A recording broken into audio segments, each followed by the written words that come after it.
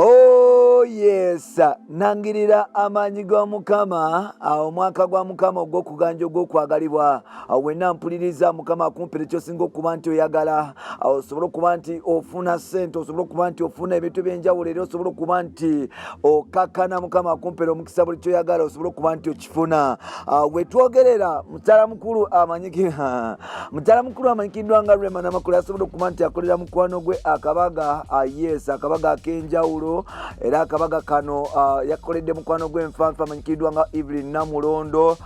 Tujja kutuusaako lwaki Rema yasaze okuba nti akolera omukyalo ono akabaga era lwaki Namulondo ali mu bulamu nnyo oba Rema Namakula tunaaba nga tubikutuusaako.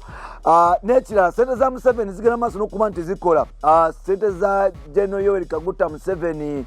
kwogata General Kainerugaba Muhoozi zitandise okuba nti zirabibwako. Omusajja mukulu amanyikiddwa nga Balamo Barugahari yes omusajja ono Munyolo ava saidi z'ehoima eyo yasobodde okuba nti azimba hoteri enkambwe saidi z'emuyenga era nga hoteri eno gagadde osobola okugitunako n'okugamba nti yes akasente kakola. Nakiragaddeko olunaku lwaleero nti Nina Rose ali lubuto. Mbaddeko ne Nina Rose olunaku lwaleero mbadde ne Nina Rose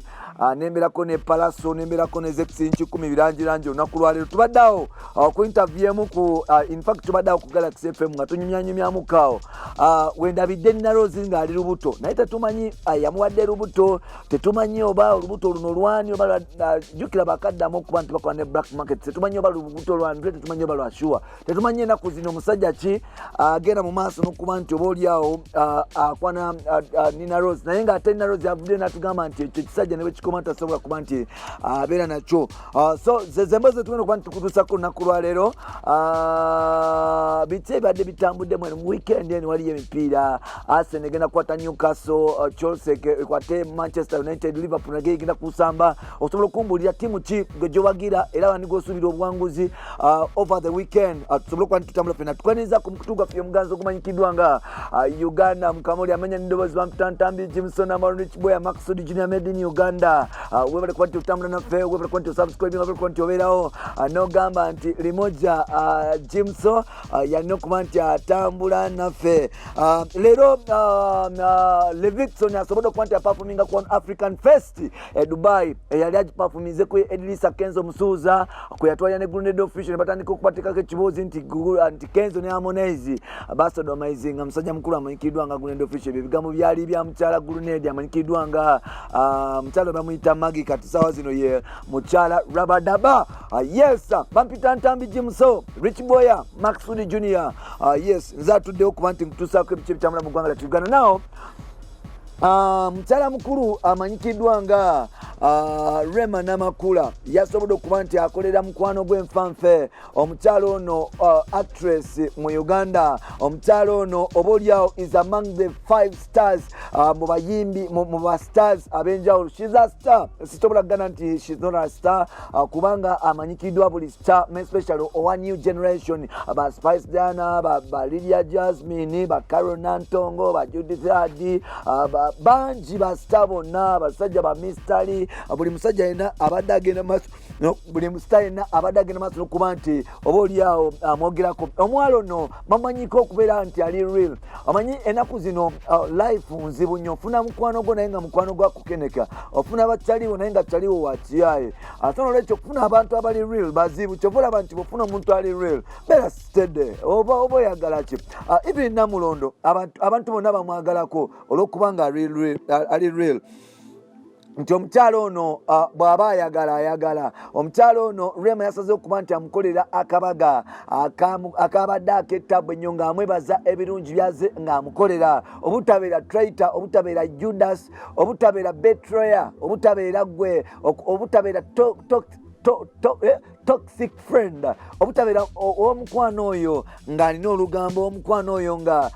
asalaganya ebigambo omukwano atali real omukwano akulyamu enkwe omukwano aliawo nga tategerekeka ng'alimu kye bayita Babylon system. Omukyalo ono yabadde aweza emyaka gy'obukulu gyegyo kuba kyeyagitugambye naye ng'ate Rema yasaze okuba nti amukolera pate ng'amwebaza olw'okubeera steady okubeera mukwano gwe nnyo. Jjukira nti Evelyn Namulondo abaddewo mu bulamu bwa Rema ebbanga ddene yali almost the metron wa Rema ku mbaga ye abaddewo mu mbeera nnyingi nti ne mu kuzaala mu kulubuto omukyalo ono abaddewo nga mubeererawo mu kuzaala gyali entalo bazibanye bwe batyo nti Kenzo yasobola okuba nti obaoliawo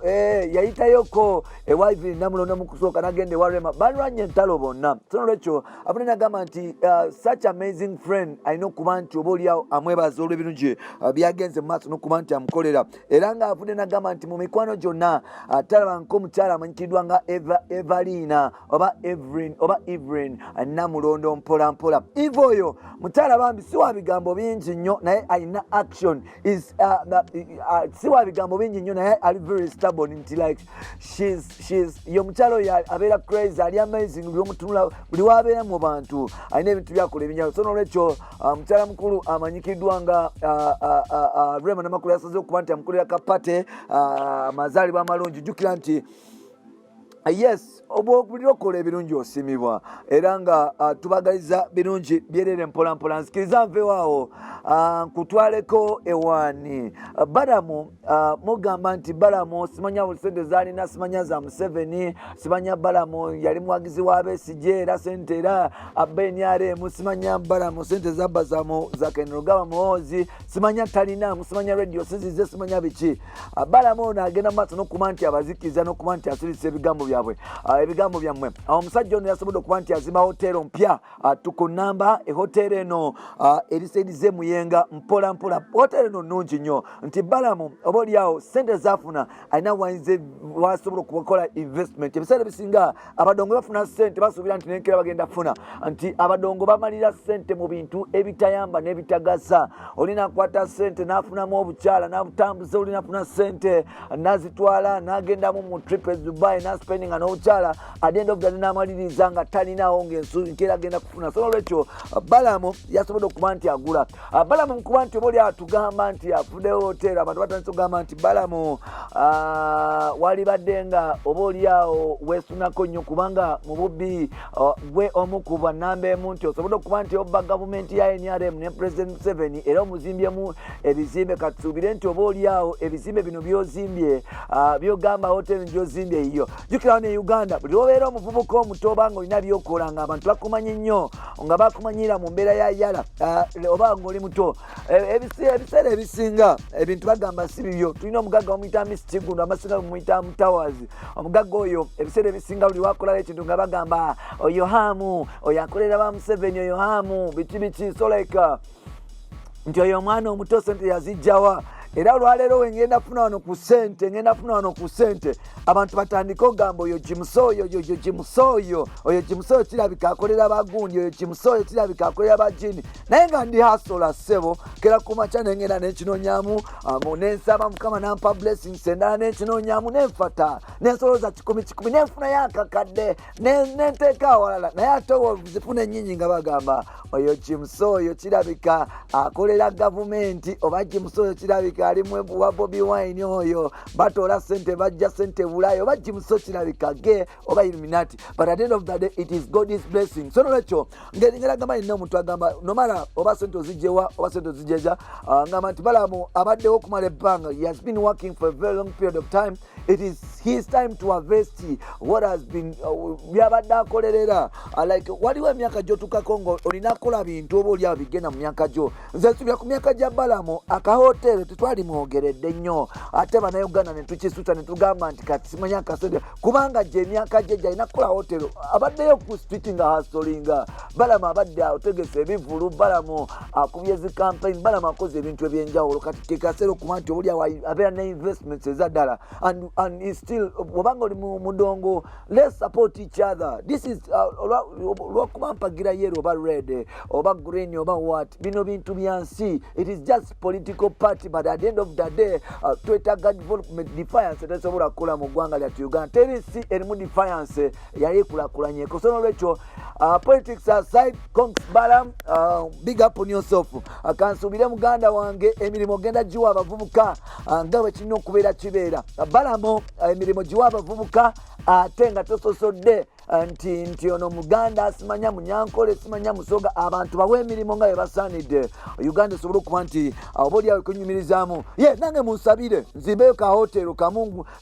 munzange nfune ku sente nzimbe hotelo mpeba na Uganda emirimu nzani entasobola nze njagala nnyo Uganda yange bawe ku sente namwe mweyagale mwebale kuba nti mutambula naffe mwebale kuba nti mutwagala bampitantambi kimuso kyali wange nambadde ekibweya Maksudi Junior abadde tamanyi omukutu gwa Uganda mukamoli mwebale kuba nti mutambula naffe ngenda banyumiza emboozi ya Nina Rose mbadde naye olunaku lwaleero nsobodde okuba nti mbeerako Nina Rose ne Palaso so twogedde ebintu bingi nnyo ngenda kubaleetera waki Nina Rose ne Daddy Andre bayawukana what happened lwaki Nina Rose saawa zino tasobola kuba nti atuna ku Daddy Andre kasobole okuba nti tukomawo mu part 2 bye bye for now kankomewo